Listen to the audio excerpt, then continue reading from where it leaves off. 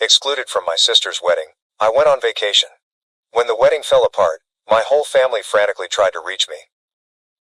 "You're overreacting. It's just a wedding," my mother said. I was not invited to my own sister's wedding. Instead, I scheduled a trip. Days later, my relatives blew up my phone. I sat there, staring at my screen, reading the message for the 5th time. "Hey, just wanted to let you know the guest list is finalized and we had to make some tough cuts. Hope you understand. Love you." Tough cuts. Tough cuts. I wasn't some distant cousin. I wasn't an old family acquaintance whom they hadn't seen in years. I was her brother. And my sister, the same sister I had assisted through every crisis, heartbreak, and moment of self-doubt, had just cut me out as an afterthought. I glanced at the screen, a slow pang of unbelief spreading into my chest. I nearly laughed, because this had to be a mistake. I took up the phone and called my mother. She responded on the second ring, her voice upbeat. "Hey sweetheart, what's up?" I didn't bother making small talk. "I just got a message from Emily. She says the guest list is finalized and I'm not on it." There was a pause. Just long enough to prove what I had previously suspected. "Oh, honey," my mother sighed. She always used that voice to make me feel like I was being unreasonable. "It's just a wedding. Don't make a big deal out of this. Just a wedding." I felt a hot stinging coil in my stomach. "Are you serious?" I asked, my voice unusually calm. "Mom, I'm her brother. How am I not invited to my own sister's wedding?" She produced a tisk sound, as if I were a toddler having a tantrum. "It's not personal. They had to keep the guest list small and—" "Mom!" I cut her off. "I just saw Emily's Instagram post. She invited 150 people." Silence. Then, a forced chuckle. "Well, you know how things are. Weddings are expensive. And maybe they assumed you wouldn't mind skipping this one." I felt like I had been hit in the stomach. "Wouldn't mind?" I asked. "Mom, I've been there for Emily through it all. I helped her relocate twice. When she lost her job, we covered half of her rent. And I was the one who helped her get over her last breakup. But now I'm not good enough to be there on her special day." "Oh, stop being dramatic," my mother remarked with a sigh. "It's just one day. You're overreacting." I laughed briefly and without humor. Overreacting, right? I could already predict how things would go. I would argue. My mother would shrug me off. Emily would certainly provide a half-hearted apologies later. I'd be expected to forgive and forget. Because that is what I have always done. Not this time. Something within me cracked. If I wasn't worthy of inclusion, then fine, I would not be. I hung up without saying anything and began browsing through my phone. If I wasn't planning to attend Emily's wedding, then I was going to be somewhere much nicer. I was going on a vacation. The more I thought about it, the angrier I became. I wasn't the type of guy who got upset over trivial matters. I had previously let a lot slide. Emily had repeatedly forgotten my birthday. She would only call me when she needed something. Our mother always wanted me to be the understanding one. Emily managed to get away with murder. But this was an entirely new level of disdain. I wasn't going to sit around moping while my sister and the rest of the family played happy little wedding without me. If I wasn't significant enough to be featured, then I wasn't significant enough to be present when they needed me. I grabbed my laptop and began looking up flights. If Emily could have the happiest day of her life, then I planned to enjoy the best week of my life. It took less than an hour to plan. I reserved all-inclusive accommodations at a 5-star resort in the Caribbean. Suite with an ocean view, spa services, and access to a private beach. I had always convinced myself that such a trip would be too pricey. Not this time. I wasn't just traveling for a holiday. I was making a statement. When the wedding weekend came around, I was already on a plane, enjoying champagne in first class. I made sure to upload a picture, legs extended out, drink in hand, with this caption. "Guess I got cut from the guest list, but I think I'll survive." The reactions were nearly immediate. Some of my cousins sent laughing emojis. My aunt, the only rational member in the family, commented, "Good for you. Should have taken me with you." But what's the best reaction? That came from my mother. She sent me 3 texts in a row. Mom asks, "Where are you?" My mom, "Are you seriously missing your sister's wedding over this?" Mother, "You're being petty." Petty? I wasn't even close to finishing. I responded with a photo of the beach, complete with white sand, crystal blue ocean, and a postcard perfect view. Then I shut off the phone. I wasn't about to let them guilt me. Not this time. For the first time in many years, I was not putting my family first. I was putting myself first. And it felt incredible. By the time I arrived in paradise, I had entirely eliminated any lingering remorse. The moment I walked out of the airport, the warm ocean breeze touched me, bearing the aroma of salt and tropical flowers. A private car was waiting to drive me to the resort. A stylish black SUV with chilled towels and bottled water in the backseat. Yeah. This was far better than a wedding. As we drove down the coast, I reflected on how right I had been to accomplish this. Back home, my family was presumably busy preparing for the big day. My mother was probably making excuses for why I wasn't present. My sister was laughing with her bridesmaids, not giving me a second thought. But I wasn't treated as an afterthought here. Here, I was the priority. My priority. The resort was something out of a fantasy. The lobby has enormous palm trees blooming within. A massive open-air architecture that allowed in the ocean wind. And the kind of service where you were greeted with a cocktail before you checked in. My room? Unreal. Floor-to-ceiling windows and a private balcony and the most gorgeous king-size bed I'd ever seen. I threw down my things, strolled out onto the balcony, and simply took it all in. Then, just to make matters worse, I took a picture of the scenery and shared it with this caption. When one door closes, another one opens, preferably to a beachside suite with unlimited margaritas. I knew it would find its way back to my family, and honestly, I hoped it did. Because for once, they could understand what it was like to be left out. And I was only getting started. The first full day of my trip was simply fantastic. I began the morning with room service, which included fluffy pancakes, fresh fruit, and coffee that was so wonderful it ruined every cup I'd ever tasted. Then I spent the entire day doing precisely what I wanted. No responsibilities. There's no family turmoil. Just me, the ocean, and a timetable focused only on my own enjoyment. By the afternoon, I was lounging on a sunbed by the infinity pool, martini in hand, watching the waves roll in. Every so often, I'd check at my phone, not to check in with my family, but look at the growing amount of responses to my vacation blogs. The comments were gold. Cousin Jake. Bro, where are you even? Aunt Lisa. Okay, now you're just showing off. An old college acquaintance says, dude, invite me next time. Finally, I received a notification that made me smirk. Emily saw your article. Oh, now she was paying attention. I could just imagine her reaction, sitting in the bridal room, sipping inexpensive champagne, scrolling through Instagram only to see me having my best life while she is anxious about her wedding. Good. I leaned back, took another sip of my beverage, and thought, enjoy your special day, sis. I hope it's all you wanted. However, when the sun began to set, something unusual occurred. My phone started to explode. Initially, I ignored it. I figured it was just more people reacting to my photos. But then I noticed these names. Mom. Emily. Cousin Jake. Even Uncle Rob. Call after call. Texts are coming in non-stop. I raised an eyebrow and eventually opened my phone. The first text I saw was from my mother. Mother. Call me. It's an emergency. Is there an emergency? Attending the wedding? I sighed, debating whether I really cared. Jake then sent another message. Jake's reaction. Dude, you are not going to believe what just happened. Oh, now I was curious. I sat up and scrolled through the texts.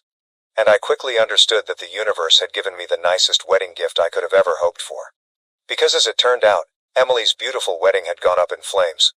I scanned through a torrent of messages. My sneer grew with each one. Jake replied, Bro, you dodged a bullet. Mother, call me right now. This is a family crisis. Emily, please. Where are you? I need you. I stretched out in my lounge chair. I took another drink of my cocktail, and continued scrolling. Then I discovered a message that made me laugh out loud. According to cousin Melissa, the groom simply walked out. I almost choked on my drink. Did the groom leave? Oh, this was better than I could have expected. Curiosity got the best of me, so I eventually texted Jake back. My response? What do you mean he left? Jake. Dude, during the reception, full meltdown. He and Emily had some huge fight and then he just walked out. Straight up left the venue. Jake, again. Oh, and then Uncle Rob and Dad got into a screaming match over who was ruining the family's reputation. Grandma cried. The venue cut the bar early. It's a mess. I leaned back, smirking. My sister had refused to let me attend the wedding, believing that she didn't need me. And now?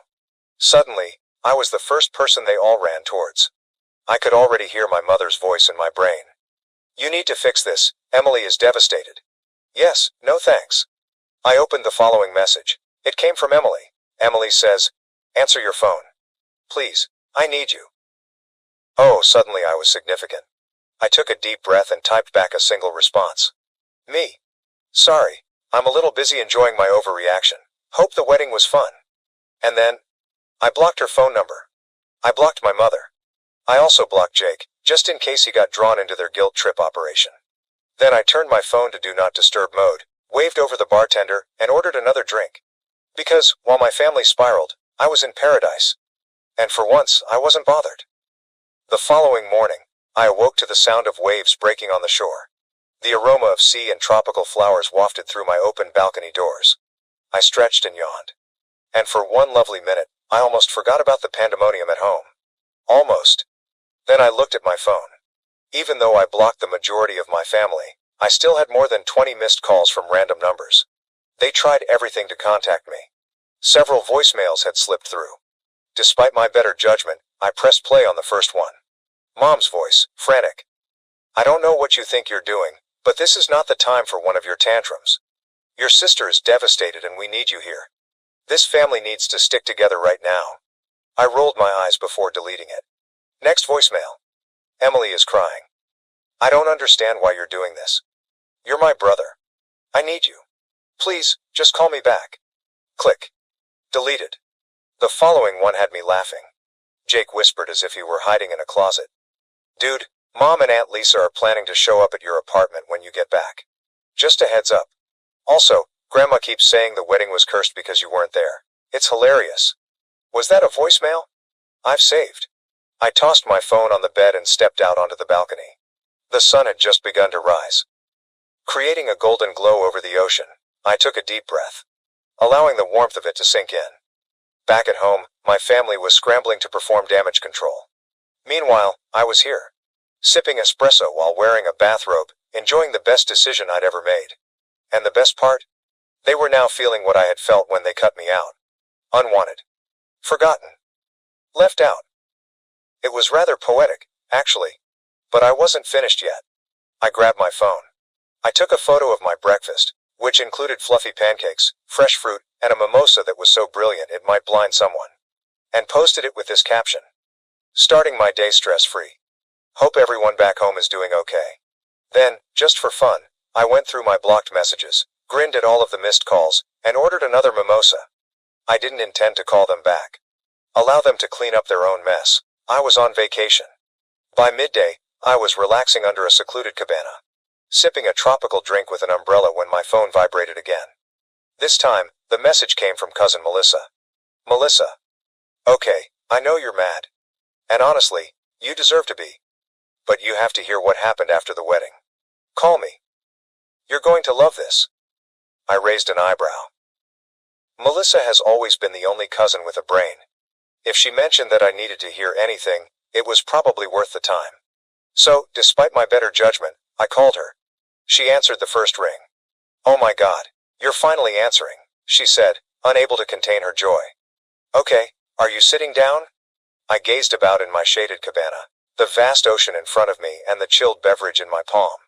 Yeah, I think I'm in a good place for whatever this is. Melissa let out a breathless laugh. Okay, after the groom left, Emily had a complete meltdown. And I don't mean a few tears. I mean yelling, wailing, and throwing objects at the wedding party. I smirked. Sounds about right. Melissa continued, her voice brimming with enthusiasm. Everyone was attempting to calm her down. Mom overheard Aunt Lisa suggest that the disaster could have been avoided.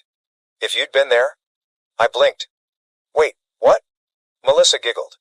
Yes, she was saying that you've always been the one to mend problems when Emily spirals. That if you were present, you would have talked sense into the groom or handled everything like you normally do. I burst into laughter. So let me get this straight. The same family that barred me from the wedding is now blaming me for not being present to preserve it. Oh, it gets better, Melissa remarked. Mom told Lisa she was acting ridiculous. And then they started fighting, loudly. Then Grandma became involved, saying Emily brought this on herself, because she offended the cosmos by not inviting her brother. I almost choked on my drink. Melissa was cackling now. Grandma lectured Emily in front of everyone, stating, If you had treated your family better, you wouldn't be alone in your wedding dress right now. I leaned back, smirking. Wow, that's beautiful. Oh, and then, Melissa said, your mother attempted to contact the groom's family to resolve the situation. His mother just smiled and said, this is your issue now. I had to set down my drink before I spilled it from laughing so hard. So, I said, collecting my breath, where does that leave Emily? Melissa sighed. Still weeping. Still blaming everyone except herself. Last I heard, she was trying to save the wedding with some sort of backup plan. But let's be honest, she's not going to recover from this. I shook my head, grinning. You know what the best part is? What? I took a slow sip from my drink. I don't care. Melissa roared with laughter. Honestly, I don't blame you. I just thought you'd appreciate knowing that karma did its job. Oh, I love knowing that, I remarked, smirking. Thanks for the update, Melissa. No problem, she replied.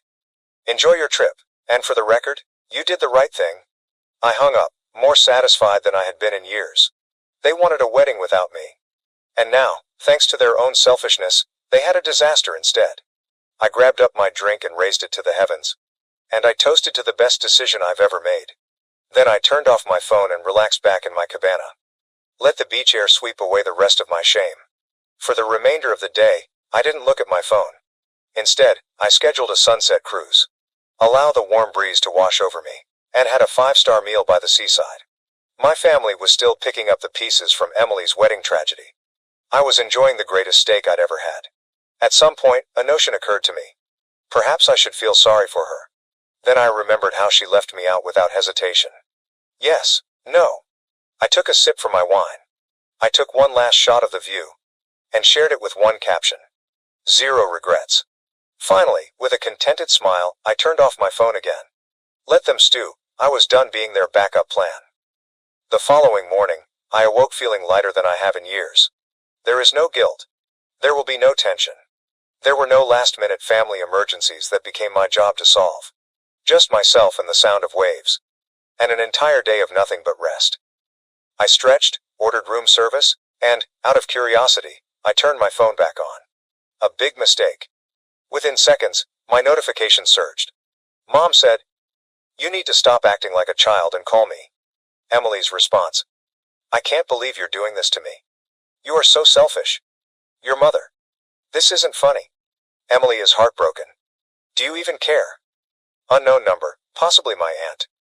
"We need to fix this family before it's too late." I groaned and shook my head.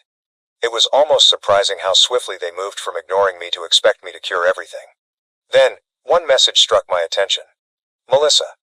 Okay, I understand you are ignoring everyone, but please read this. Your mother is trying to gather the family for a discussion when you return. Just a heads up." I almost laughed aloud. Oh, they assumed I would return as if nothing had happened. As if I'd just come up and let their guilt trip me. And pretend the entire thing never occurred. Yeah, not happening. I quickly replied to Melissa. Thanks for the warning, but I won't be there." Melissa says, "Wait, what do you mean?" Me. "I'm extending my trip. They wanted to cut me out? Okay. I'm cutting myself off altogether." I could almost see her reaction. A combination of astonishment and amusement. A few seconds later, she responded. "Melissa. Okay, that's iconic. Tell me everything when you get back, whenever that is, LOL. I grinned, set down my phone, and grabbed up my laptop. With a few clicks, my trip was officially extended. Another entire week. There's no family. There's no drama. No family discussions. Just me and the water. They never allowed me to have peace. And the best part? They couldn't do anything about it. Before going to the beach, I sent one final text. Me, Mom, and Emily. Oh, so you want me around? Sorry, I'm too busy enjoying my reactions. Have fun cleaning up your own messes. Then, for the last time, I blocked their numbers. I put my phone down. Ordered another drink. Let the sun warm my skin. There is no guilt. There will be no tension. No regrets. Just peace. And it was the best decision I've ever made. Thank you for watching. If you haven't subscribed yet, please do so and hit the notification bell to stay updated with more shocking real-life stories happening around you.